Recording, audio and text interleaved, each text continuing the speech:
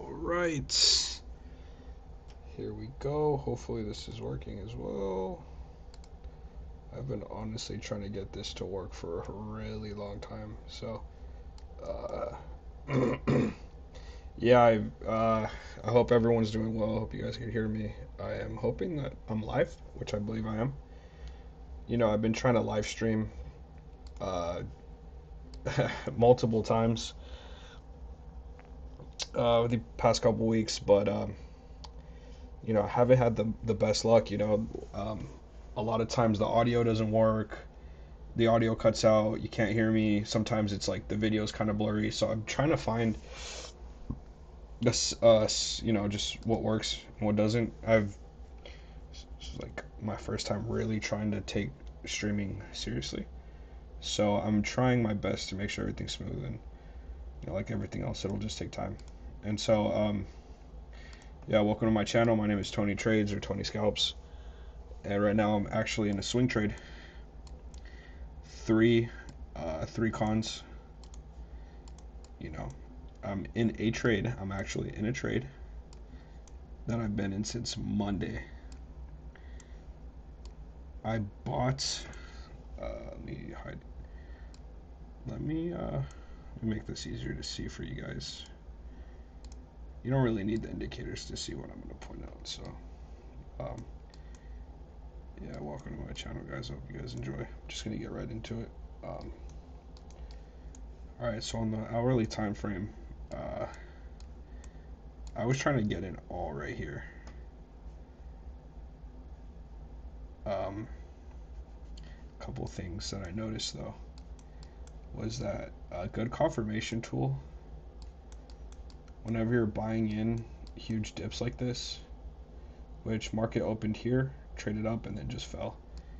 Right, market opened and then just dropped and like did so for a couple hours. I remember I watched this entire market right here, waiting for my opportunity to get in, and by the time I was willing to take a trade again, it was already a little bit later in the day, and so I got in right somewhere, I think on this candle, or like, where is it saying? What's the level it's saying at? 213.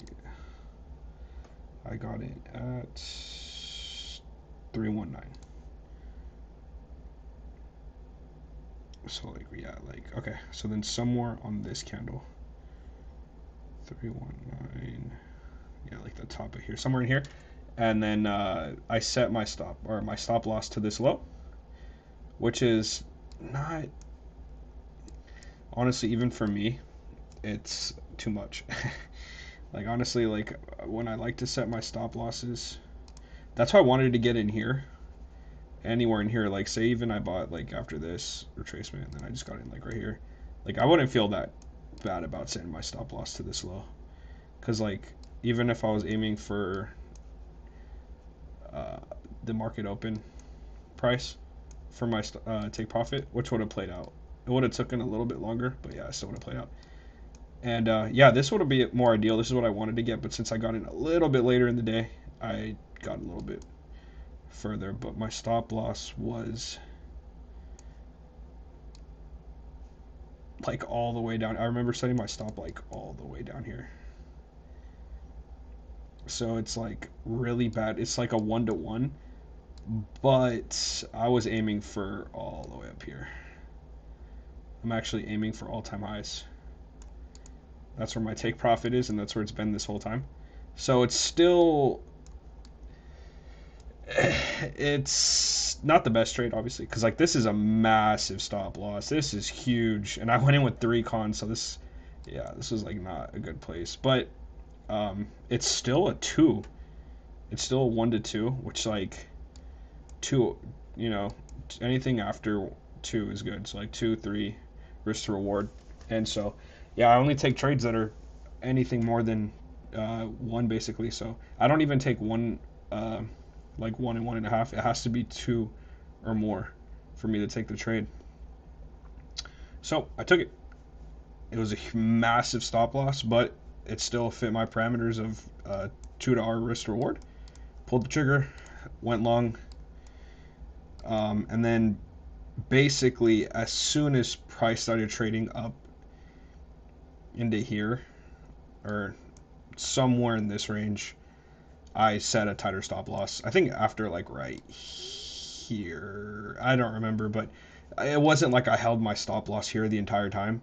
It was literally just until price started trading higher, like in this area, and then I set a way tighter stop loss. So it wasn't. It was like initially it was a 1 to 2 RR, but like pretty soon it was like way more than that because eventually, like right now the trade's not a 1 to 2. Right now the trade's a my stop loss is literally right here. This is right now in the current state. This position is a 1 to 50. Yeah, this is a 1 to 51. Actually, almost 1 to 52 trade. Like even more, it might even be 1 to 52 because like yeah, like more or less like right there. Like if I wanted to like be greedy, I would like make it like a 1 to 50, but I don't really care. It's like already crazy, right? So yeah, I'm holding. Um, got in long. The reason I was bullish, there was a couple of things, but one of them was that we had a new month opening gap right here, the current one. So we had a cracking correlation with the new month opening gaps, the current one, which makes this trade higher probability. You have NQ closing below it, while ES just taps into it. That's a cracking correlation. That alone is enough for me to go long. Um, but to make it higher probability, Dow didn't trade into it at all. So you have closure underneath, new month opening gap, taps the top of it like a good way to look at it is if it was like a higher time frame PD array, and then that's just the high, and then this it actually tapped into a new event horizon, but it didn't tap into new month. So that's extremely high probability, very very very very very high probability sequence. And then on top of that, next candle that prints is a precision candle. This is a high probability order block, precision candle. So, and then price continues to just trade higher from here. Couple things to note. I believe there was a higher time frame sequential SMT as well. If you want to go look at that, um, I guess I can do it. I guess I can just break it down for you guys. There's a lot of sequences here that I was paying attention to. I was trying to go long I was actually trying to go long like in this area. Like I've been bullish. I've been super super bullish. Um, but then on this, my stop loss was like around here, and so or like I think one of these two candles I had my stop loss because I was in long like already here, but yeah, it took me out. So it is what it is. A couple of things to note on the give me one sec, guys. Sorry, this is my really more for hourly, but okay. So a couple of things to note.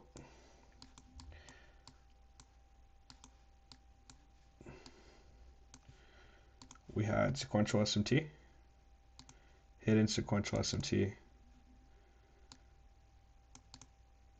Okay, I think we can hide the indicators again. Okay. Sequential SMT underneath Q1, or we could even do this. Leave that open. That. All right, even these are low right now. That's fine. And then, okay.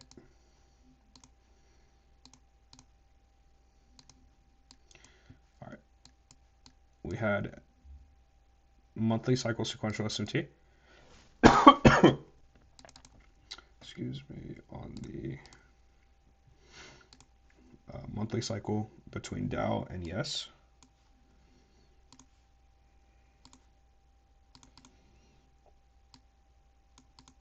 Okay, and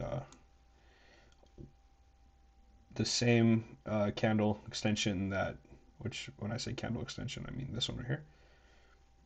So this candle right here created sequential SMT, and it also dipped into the 50% of the range, below 50% of the range. Wow, you know what we can do? We can even do this too. Let me see something real quick.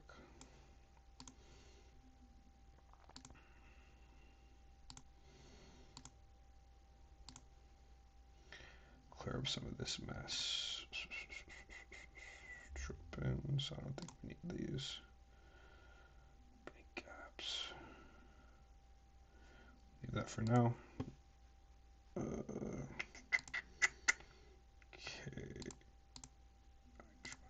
Okay, cool.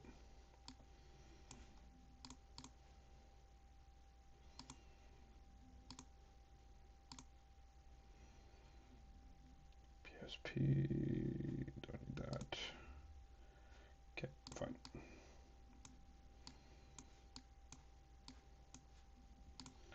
I do want to use this. Okay, hold on, guys. Just give me one sec. I think I want to try to clear some of this up. Okay, there we go.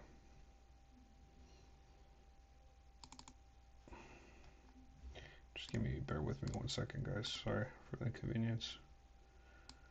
Just need to fix this up real quick so I can explain what I was looking at. But in order to do that, I have to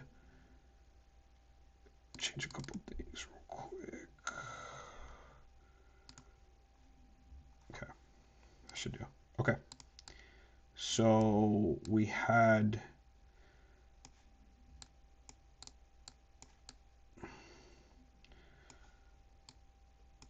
monthly cycle sequential SMT,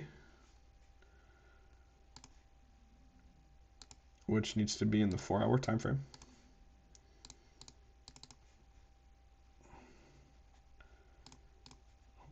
One sec.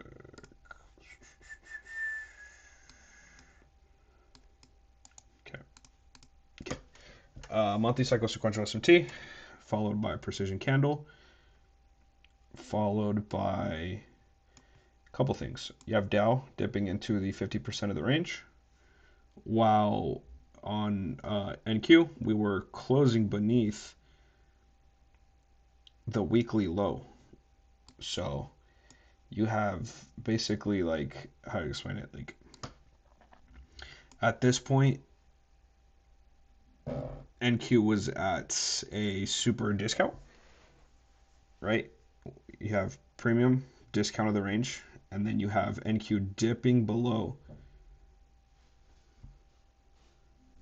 closing below, while you have Dow barely being able to tap past the 50%. And ES is also closing below as well, so that's something to note.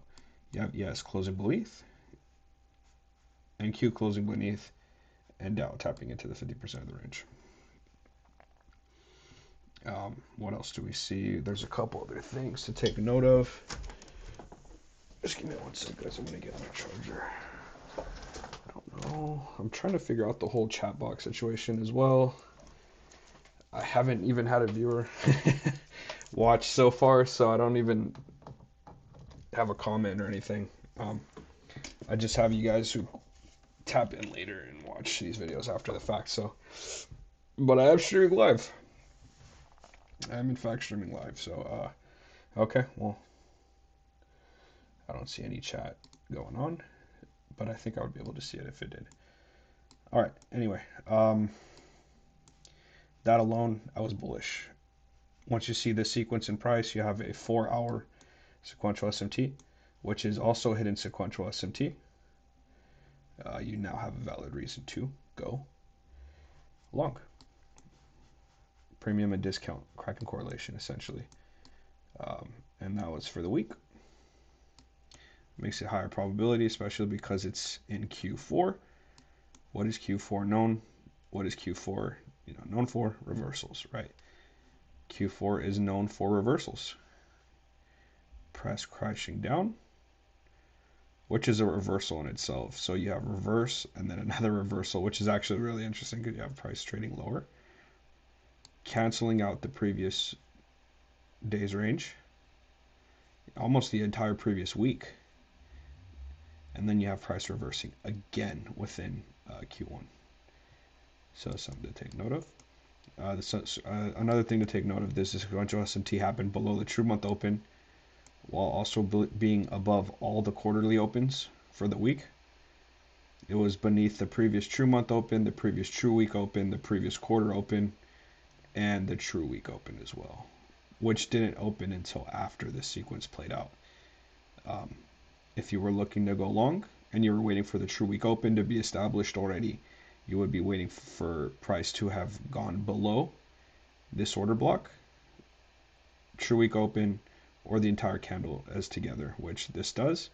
You have this candle trading lower, which was at London session around New York. I think this was no, FOMC was this day. I think there might have been red news this day too. Red news reversal trading into these bodies right here. You have these I guess you can call this a breaker. This technically in quarterly theory, this would be a breaker. You have price trading below the 50% of this breaker. Or order block. I think order block would be more appropriate. You have price trading beneath the order block while you have ES trading into an order block as well, which are these collection of bodies right here. While Dow was trading into nothing. Really, it just kind of was opening and closing, creating equal closes and equal opens. Price uses that later for liquidity. Excuse me. But yeah, that's just in regards to this, the consolidation going up, which I was able to catch somewhere in this range. And then I've just been holding because my target, like I said, my initial trade idea, although it was a very wide stop, it still fit my parameters of a $2 trade. So, and then confirmations, you got sequential SMT. And then I think this might have even been, this was doubling theory as well. I think if we were to check the other markets, you would see that there was intermarket sequential SMT as well. So this was also a doubling theory move. But anyway, that's the analysis for the trade. And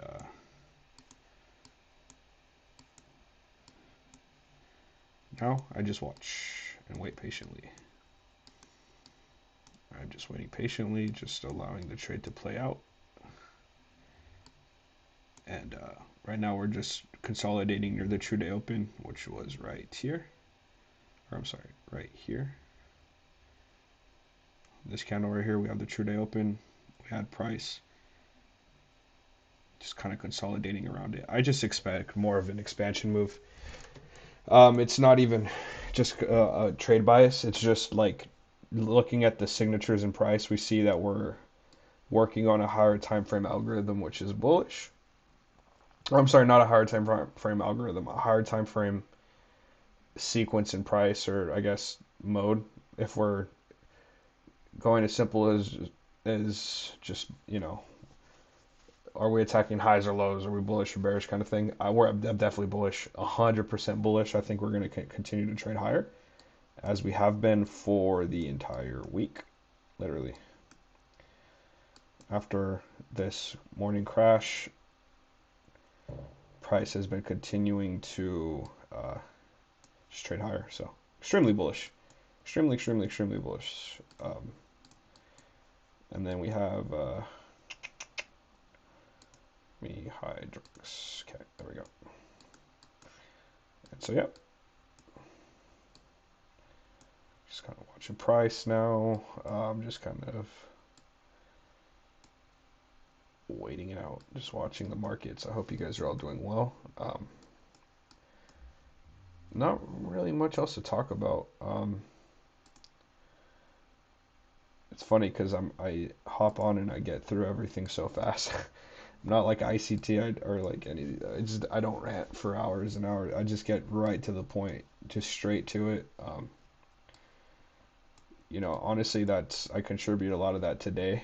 because when he does his lectures, it's just like literally right to the point. And you have to listen really, really well too. It's not like um, I don't know explain. It's just you can't. It's not like you don't have to like tune out or anything. You have to be like super focused. I noticed with Michael's teachings, it was very easy to tune out and just get really bored. Um, and with Day, it's not like it's any more entertaining. But if you tune out for even a second, you will miss like a very valuable piece of information. So he doesn't make his lectures very long, but it just means that you have to pay that much more attention because if you literally like get distracted for like anything he says, it's like usually like everything he says is important. That's what I've started realizing. Even if it sounds like it's not important, give it a couple weeks, come back to that same lecture, and I promise you're gonna be like, oh shit, that was actually really important. Because that happened to me so many times where it was like, oh yeah, it's definitely not important.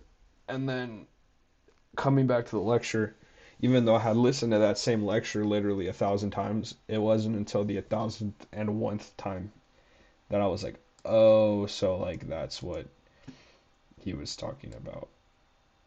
Um, so one of those examples is check this out. You have NQ tapping into a weekly low or the weekly low right here. You have ES failing to do so. The weekly low's all the way down here. So you have complete failure swing. I mean, this was like, I mean, in my opinion, this is what actual turtle soup is. Turtle soup isn't anything outside of this right here. I mean, it would be, except if it took out lows, like if it took out some of these lows or something, then that would be like crazy, crazy high probability. Um, but you have, which I think, yeah, Dow did turtle soup the lows. Dow completely swept. I mean, he got really close to just sweeping all these. So this was like a definite turtle soup. Um, Sweep of liquidity, of internal range liquidity. All this, all this price action just gets souped up. You have a sweep of the weekly low. Kraken correlation, yes, doesn't trade into it. Dow also trades into the weekly low, which is this blue line that is also labeled as weekly low. That would make you bullish for longs. Very, very bullish for longs. What else? Like I mentioned earlier, below true day, previous true week, previous true day, and then don't quite get below true week open. That that does suck because I don't think any of the other assets did either. So it's like, oh no no, ES does. Okay, cool. So then ES definitely trades between. Okay, so like say you were like a true week open guy, because like to be honest, you need to be trading using the true week. Like you don't want to be buying above it, and you don't want to be selling below it. But what can happen is in situations like this where price is deliberately setting cracks and correlations so that it can continue expanding higher. One of those cracks and correlations that it seeks out is a true week open uh, sequence. So like not only is it looking for the weekly low, but it's also looking for the true week open. Um, and you have that's and then obviously that's when you have ES doing it, but NQ not. So that's a crack and correlation of itself. But knowing ES trade below it, you could have gone long on any of these wicks and or on this one as well. Um, yeah, because you still have the sequence of price. Price going underneath the true week open, setting sequential SMT, and then that's where you buy, right? So then you would be looking to go buying anywhere. And here, it's just using this for a visual representation. And then to the high of this candle. So like from the true week to what would be, because you need like a higher time frame PD rate to like be connected to. So like if you're looking at the 4 hour, you could have did this.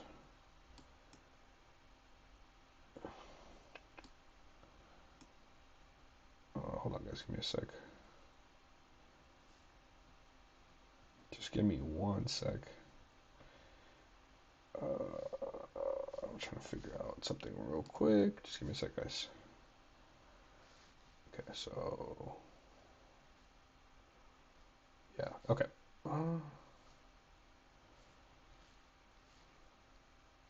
Couple of things. There's so many. There's like, dude, there's even there's a balanced price range right here too. So like it's so many confluent. That's why I was long earlier than even this right here because I just saw this coming. It was like I was like long right. Yeah, like I was like already anticipating all this to happen. I saw once I saw the monthly cycle, I was in, man. I just knew we were just going to continue expanding higher. But if you were to get in later in the move, which is probably smarter anyway, you have balanced price range going back from over here. This is the 4 hour, so this is a 4 hour balanced price range that you'd be working with. Preferably, you want to be using even higher time frame ones. Like I think the actual synchronization, I think the actual sequence of price is like if you're using the 1 hour time frame, you should be using a daily fair value gap. But 4 hour are good for precision candles because you just need a higher time frame. So like, okay, here's a good. You have the fair value gap, which is a balanced price range. If you look on the 4 hour time frame, this is a balanced price range. Every time price dips into it here, because it was formed after this. So once price closed above this cable 4 hour price range or balanced price range, you have price trading above here, creating lower time frame sequential SMT and or a market structure shift, a SMT market structure shift. Here, I'll have to mark it. Here we go. Yeah, I do want to mark this though. What'd I do? Okay, we're good.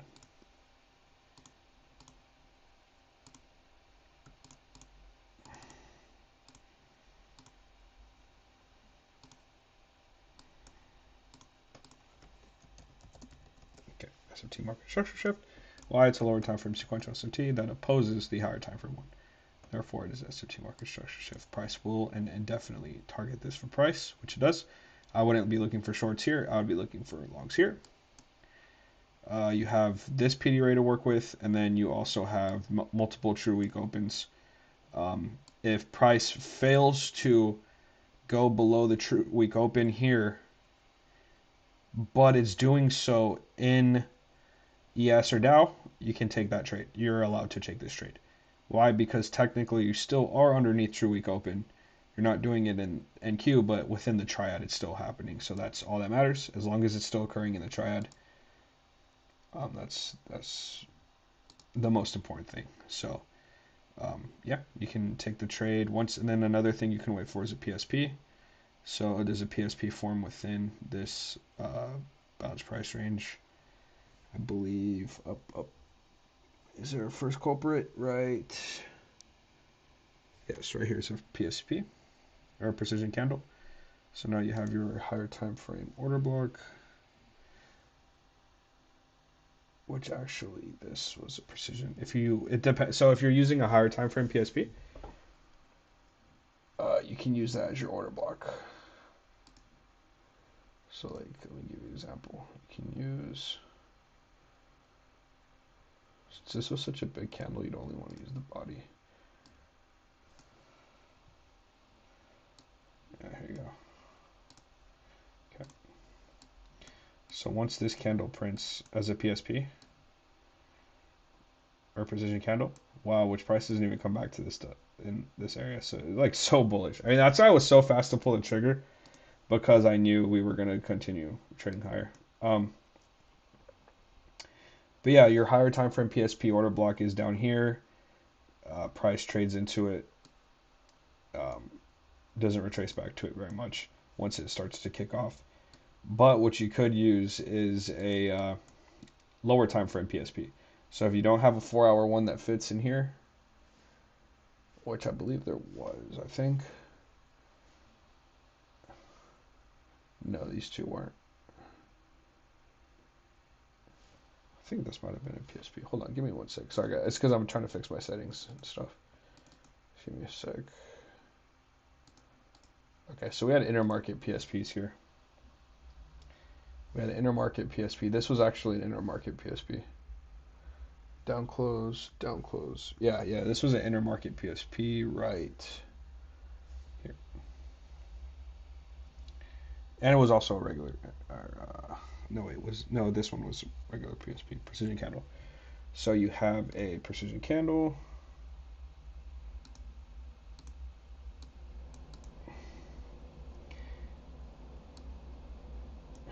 True week open. Or quarterly opens. Sorry, not true opens. Quarterly opens. My apologies. What does price do?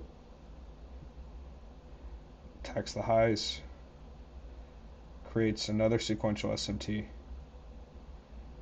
with yes. So you have a weekly cycle sequential SMT here, but it's still technically a SMT market structure shift because it's still opposing the higher time frame sequential SMT. So yes, you have weekly here. You have weekly here, but you have a higher time frame sequential SMT. So this is a SMT market structure shift as well.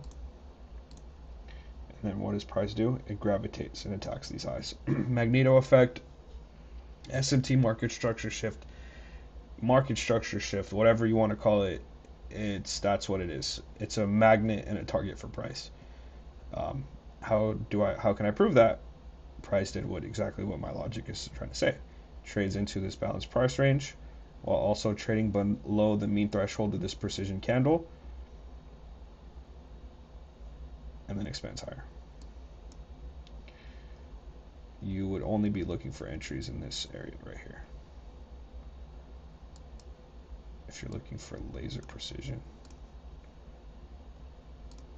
you would only look for entries in here, which, you could have bought here, set the stop loss here, you could have bought here, set the stop loss here, whatever. Or bought in this candle and then set the stop loss here. And then boom, there's a trade. There's so many different ways to break this down. You could have traded the market. Say you weren't long, you were bearish. You could have traded this lower time frame sequential SMT for a market open, which this was FOMC. So FOMC was really, really, really, really, really not high probability. This was extremely low probability, but it's still a good trade. Like, even if you got up here, anywhere here, and rode this out, that's still a decent trade, to be fair. But it would have rode against you really fast. And if you got if you got greedy on this trade, thinking it was gonna crash or keep falling, yeah, you're again. So depending on how skilled you are and how good adept you are at reading price, this whole range is tradable. Literally, this short's tradable, this long is tradable, this short is tradable, this long, this short, all of it. This is all tradable, but you just got to know what you're doing. And like, that's not the easiest thing to do all the time, because it's like, yeah, this wasn't high probability. Longs, if you went long on off this candle right here, treating this like a breaker, because I think this was intermarket PSP. Let me check. You guys want to check intermarket? Let's do it. Let's check 10-year note. And let's use, I think euro, right? Euro dollar. Forex. Let's do Euro USD. Sorry guys, give me a sec. Euro USD. Alright, there we go.